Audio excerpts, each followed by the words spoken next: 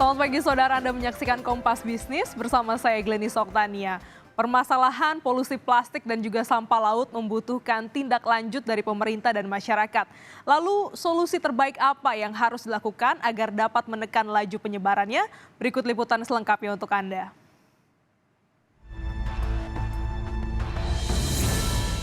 Besarnya jumlah polusi plastik menjadi sorotan global.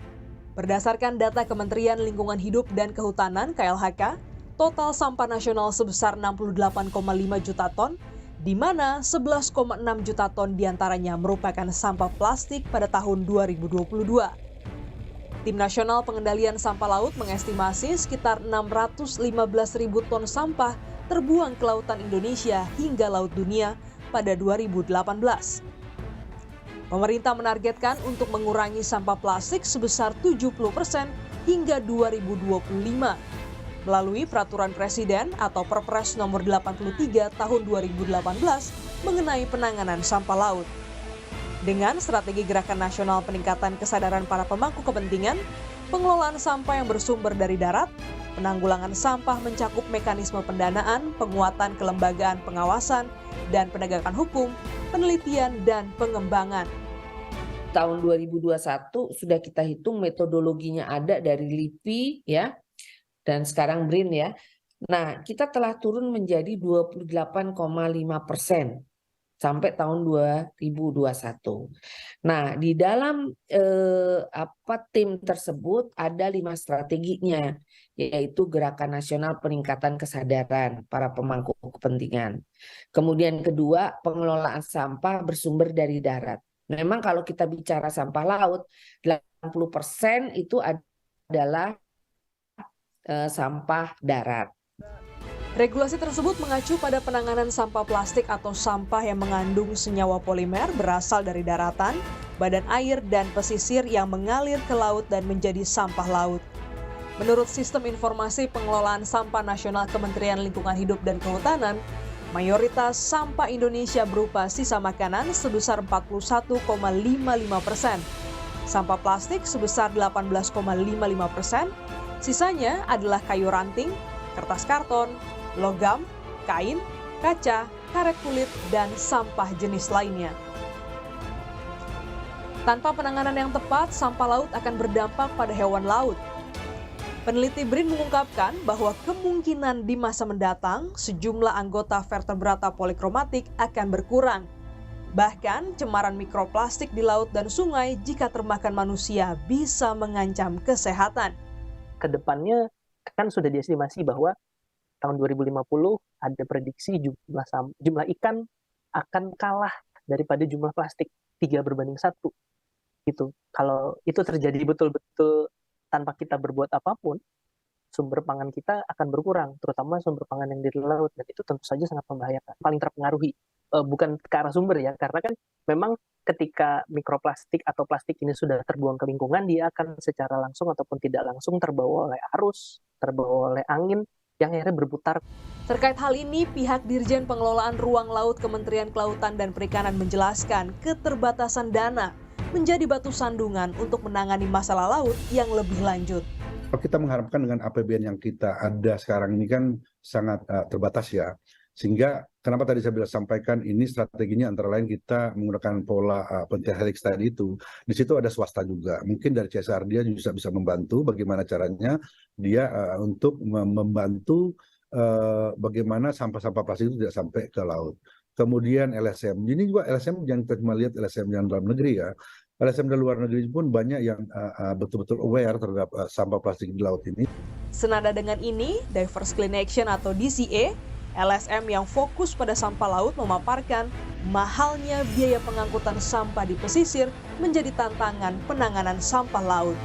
DCA mencoba untuk gimana sih supaya mengurangilah beban biaya itu nganter-nganter sampah mahal banget ke Bantar Gebang gitu. Kalau bisa ya sampahnya udah terpilah di pulau, jadi yang organik bisa dikompos di sana dan ngurangin beban tonase yang nyampe ke darat.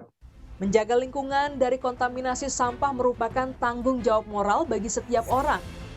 Hal ini sesuai dengan Undang-Undang Nomor 18 Tahun 2008 tentang pengelolaan sampah.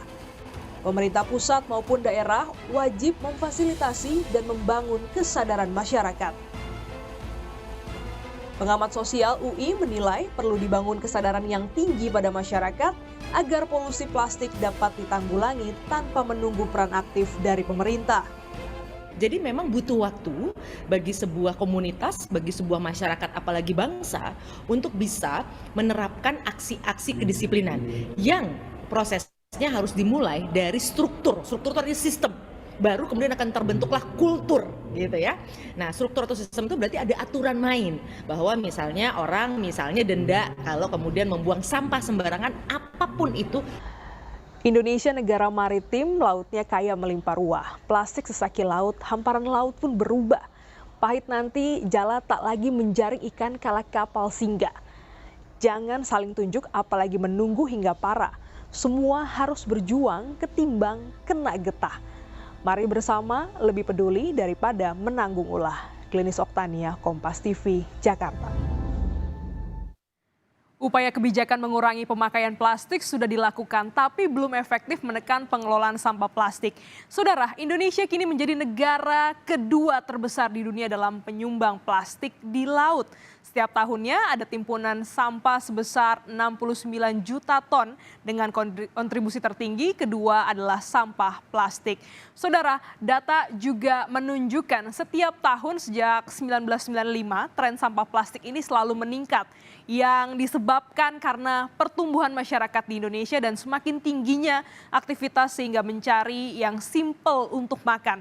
Karena begini saudara, kalau untuk kita makan biasa banyak peralatan yang harus dicuci nih ya. Dengan menggunakan plastik tentunya kita tinggal buang, bereskan dan buang. Nah biasanya nih didukung juga banyak kegiatan di Indonesia yang bikin acara bareng, misalnya buka puasa bareng, halal bihalal, arisan. Nah, di mana kegiatan-kegiatan seperti ini seringkali atau kerap kali memakai plastik atau styrofoam sebagai wadah makanan. Sekali lagi saudara, ini biar semuanya serba instan, mudah dan juga nggak perlu lagi repot-repot untuk mencuci. Sayangnya penanganan atau juga penggunaan plastik ini nggak dibarengin dengan edukasi untuk mengelola sampahnya. Sudah dipakai dan sampahnya terbuang begitu saja. Dan akhirnya ini yang terjadi saudara, Indonesia menjadi penyumbang kedua terbesar di dunia, sampah laut terbesar kedua di dunia. Jika Anda merasa pengguna plastik di Indonesia banyak sekali karena kita menduduki posisi kedua terbesar sebagai penyumbang sampah plastik di laut, ternyata saudara konsumsi plastik kalau kita lihat ya, ini bukan yang tertinggi di dunia. Bahkan Indonesia menduduki posisi kelima. Kita lihat ini dia datanya, yang pertama ada Korea Selatan itu 141 kg per orang. Ada juga Jerman 98,5 kg per orang.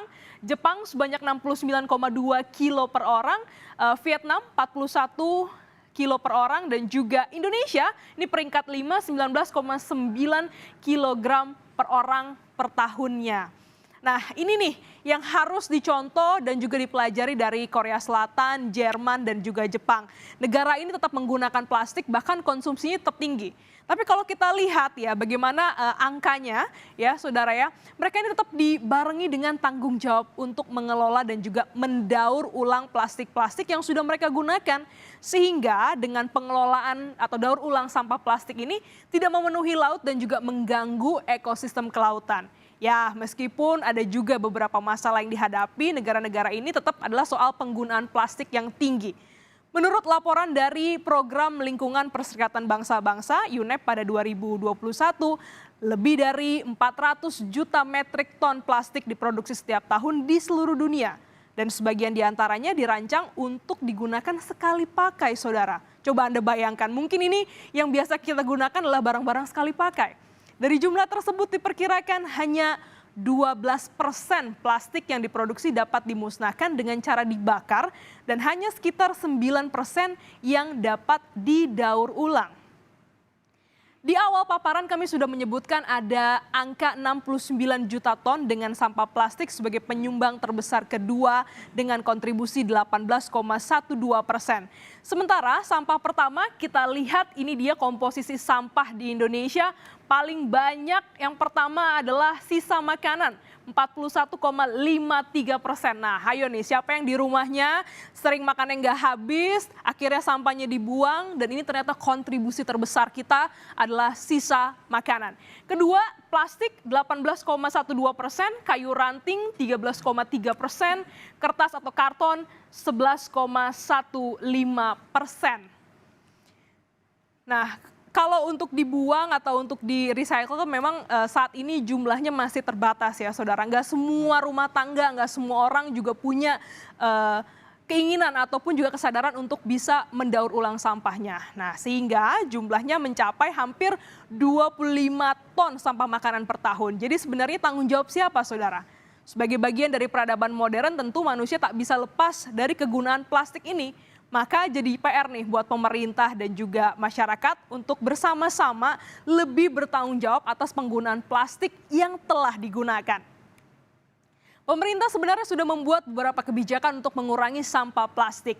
Sayangnya hal tersebut belum mampu secara efektif menekan konsumsi atau menambah tingkat daur ulang sampah. Persoalan collecting system ini kan persoalan yang serius sebenarnya di collecting system ya. Jadi misalnya kalau bicara teknologi di hilir sebenarnya sudah cukup banyak, tapi teknologi juga di hilir nggak bisa berjalan kalau collecting system nggak berjalan dengan baik. Kita mendorong sebenarnya pemerintah daerah yang memang menjadi frontliner daripada kewenangan sampah ini untuk memang meningkatkan kapasitasnya. Jadi beberapa daerah sih sudah lumayan baik ya. Mereka sudah mulai misalnya mendorong pengangkutan yang terpilah, pengangkutan yang terjadwal. Kemudian juga kita juga mendorong teknologi-teknologi yang memang bukan kumpul angkut buang lagi. Ya misalnya kita dorong misalnya recycling center, Hampir setiap hari kita pasti menggunakan barang-barang yang berasal dari plastik begitu ya. Dan ini menjadi PR kita bersama dan juga bukan hanya PR pemerintah saudara. Karena masyarakat sebagai pengguna sampah juga wajib bertanggung jawab pada sampah yang mereka konsumsi. Lalu siapa sih penyumbang sampah tertinggi di Indonesia? Ini dia datanya. Yang pertama adalah lagi-lagi ya rumah tangga sebesar 38,29%, perniagaan 25,3%, pasar 12,9%, fasilitas publik 7,3%. Sampah plastik ini juga bisa mencemari lingkungan dan bahkan mencemari laut, saudara. Ini bisa terurai menjadi mikroplastik yang sangat besar potensinya bisa kita konsumsi nanti. Jadi mari bersama-sama kita lebih bijak untuk menggunakan barang-barang dari plastik dan juga mendaur ulang sampah plastik.